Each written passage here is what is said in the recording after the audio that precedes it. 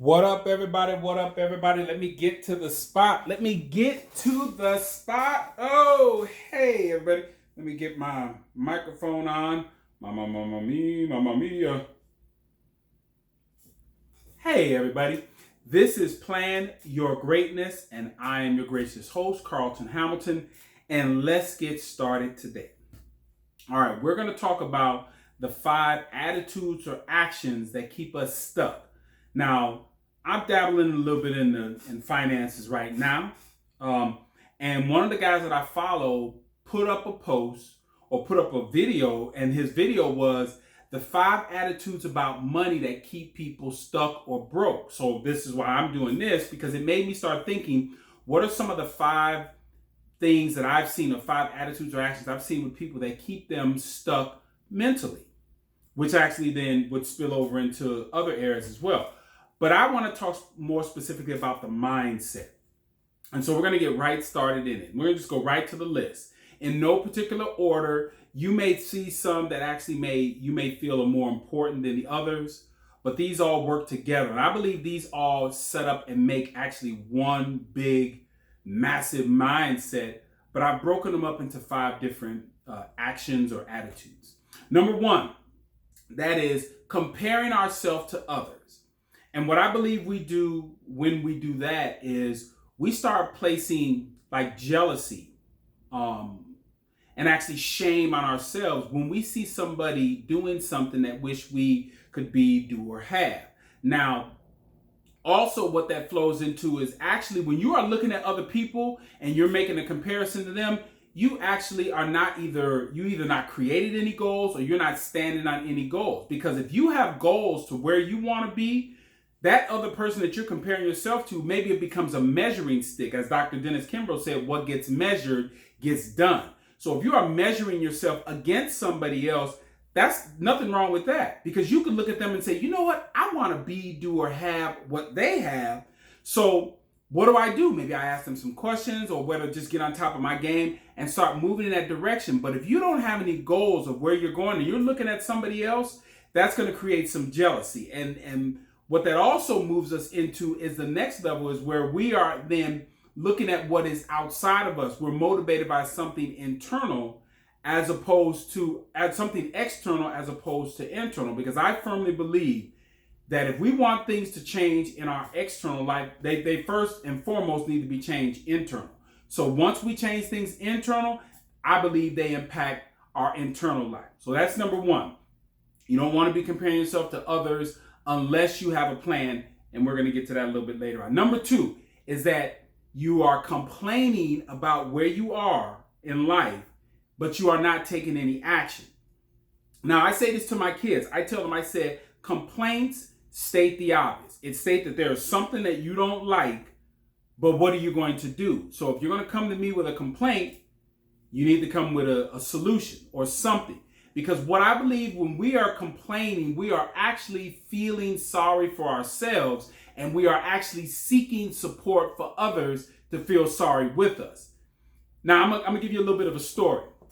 Because as I did this, it reminded me of a situation that happened to me when I was 20 years old. I was playing professional baseball, and I was on one of the minor league teams, but I didn't have a really good spring, so they listed me. I was a pitcher. So they listed me as the 5th starter on this rotation, okay? And the number 1 starter was a guy by the name of Jamie Moyer. This guy pitched till he was almost 50 years old. I'm not sure if he's going to go into the Hall of Fame, but he was a good pitcher at the time. But he was like 3-4 years older than I was. Okay, so Jamie was on his rotation. He's number 1. I'm number 5. So it rained, and it was going to be my start the next day because it rained on my day. So then they were going to say, hey, you're going to start the next day. But the coach pulled us in for a meeting, me, Jamie, the pitching coach, and he said, well, Carlton, we want to keep Jamie on his regular rotation because he's pitching very well. So we're going to go ahead and bump your start, which means I wasn't going to get bumped to go behind Jamie. That means I was going to get bumped for basically 5 days. I was going to miss my start. And what could I do? If I wanted to complain, all they had to do is look at the data. I wasn't pitching very well at the time. Jamie was. So I walked out of that office just hot as fish grease. But I said to myself, I said, you know what? I'm going to bust my ass working out, getting myself together, and right this ship and get my game back on point. Because I said, what they're going to do is that I'm going to be pitching so well that they're going to bump somebody else later on in the season. That's exactly what I said that day. I was so just, I was hot. And what exactly happened is a month later, I was the pitcher of the month. And then that was in May. The incident happened in April, but in May I was pitcher of the month. I made the All-Star team in July. And then come up later on in the season, I think it was August, they brought us into the meeting. And I remember my manager, my pitching coach, and the other guy by the name of Steve May, they were telling us, well, Steve, we're going to bump your start to make sure Carlton stays on his regular rotation. Now, I didn't think about that until years later, that I actually made, I brought something into existence, something that I thought.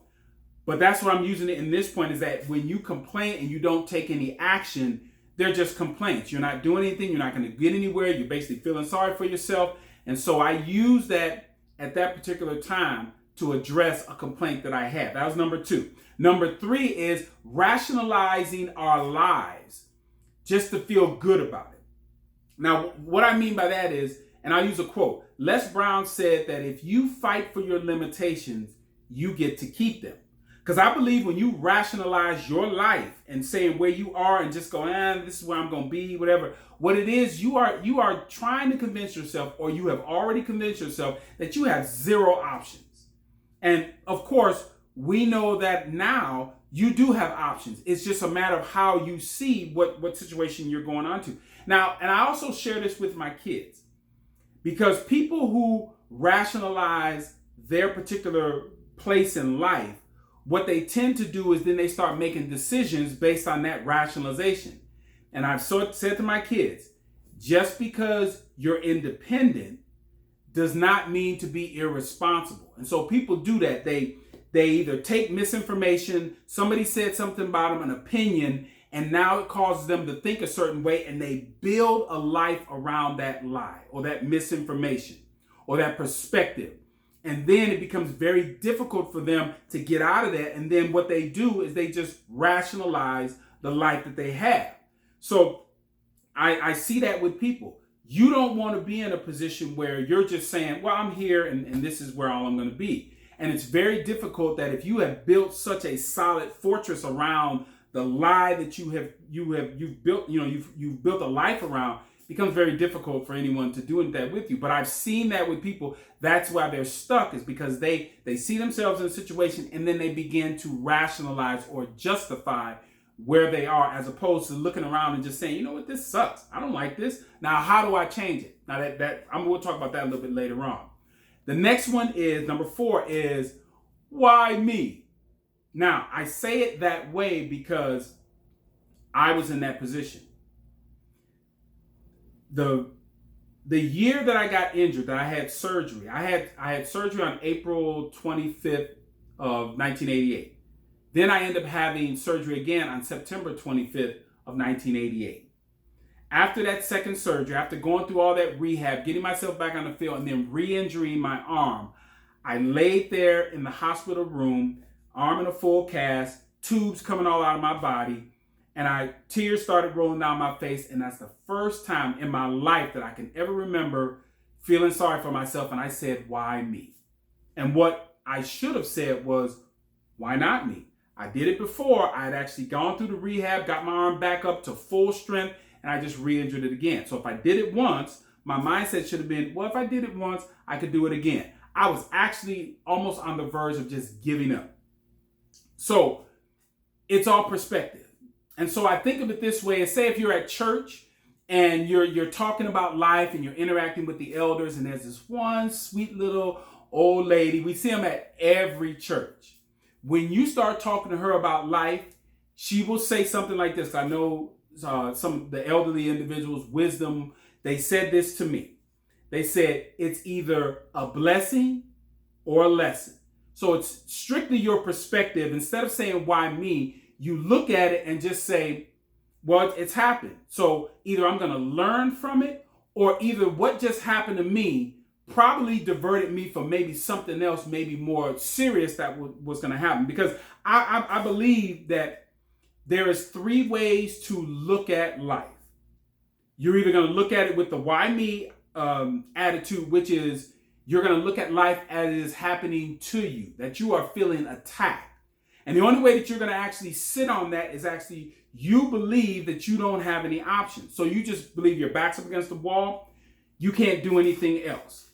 The other one is that you believe that it's happening for you. That's the idea of it's either a blessing or a lesson. It's happening for you to either learn from, or it sidetrack you from something else that may have been more damaging. And the last one, which is hopefully you get to this level of understanding and the perspective on life, is you believe that life is happening from you. So everything that seems to be in front of you in your life, you look at it and you say, okay, I created that. So if I created it and I don't like it, I can create something different, new, or more favorable that's going to lead me in that direction. All right. So the last one is when you are asking questions, you are asking, or specifically to solve problems, you're asking why as opposed to how. Now, I'll just break this down real quickly. That when you ask why questions, why gets you to the present? Because you're asking what led up to everything that happened to why we are right where we are right now.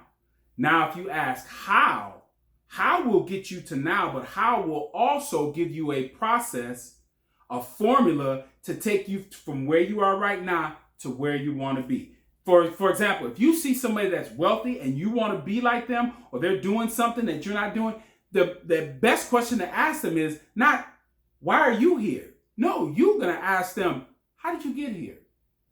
They'll tell you, they'll give you the blueprint, they'll tell you the formula, and it's up to you if you're going to follow it and be disciplined. Because typically if somebody is somewhere where they be, and now we're not talking about somebody that has inherited something. We're talking about somebody that has worked very hard to get to where they are. So it's very easy to ask them, how did you get there? They'll tell you the formula, they'll give you the blueprint. And then you can actually follow that to get you from where you are to where you want to be. Now, I don't anticipate everyone taking and looking at all these things and then trying to maybe apply them and say, hey, these things are going on in my life. If you're doing one of them, if one of these things are holding you back, it will be massive. But a lot of us have like a combination, or we're using one, we're using another. But all I'm saying right now is that if you look at one of them and say, okay, I'm going to tackle one of these things and start chipping away at it, you are absolutely at that particular time planning your greatness. This is Planning Your Greatness, and I will say this as I always do, plan your greatness. And you know why? Because no one else will. I'll see y'all next time.